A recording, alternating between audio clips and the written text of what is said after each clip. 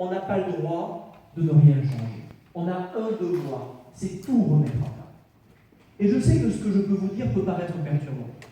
Je sais que peut-être le confort consisterait à dire, au fond, on va quand même continuer un peu comme avant, ce sera moins inquiétant. Je vous le redis, nous avons fait moins de 5% à l'élection présidentielle. Et vous comme moi, nous ne voulons pas disparaître. Moi, je refuse d'avoir, dans les années qui viennent, éternellement à choisir entre la Macronie et Marine Le Pen. Je ne veux ni l'un ni l'autre.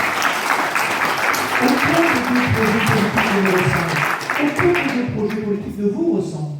Et je n'ai pas envie éternellement de regarder, de lorgner sur les uns et sur les autres en nous demandant par qui nous allons être mangés. Ce que je veux, c'est que nous tracions notre propre chemin. Que nous arrêtions de se demander si c'est avec les uns ou les autres qu'on va faire des alliances. Moi, je ne veux ni de ce grand bidule de la Macronie qui consiste à oublier ses convictions et à se rallier. Je ne veux pas non plus d'une alliance derrière Marine Le Pen qui nous ferait disparaître. On parle beaucoup de l'Italie en ce moment. Mais regardez ce qu'est devenu la droite républicaine en Italie. La droite républicaine en Italie, elle va réussir à récupérer un secrétariat d'État dans un gouvernement. C'est ça notre avenir? C'est ça l'avenir de la famille gaulliste?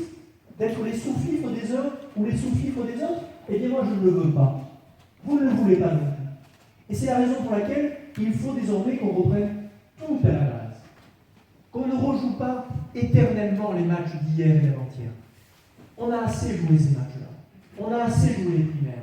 On a assez joué la bataille des chefs. On passe à autre chose. Contre nous de la tyrannie.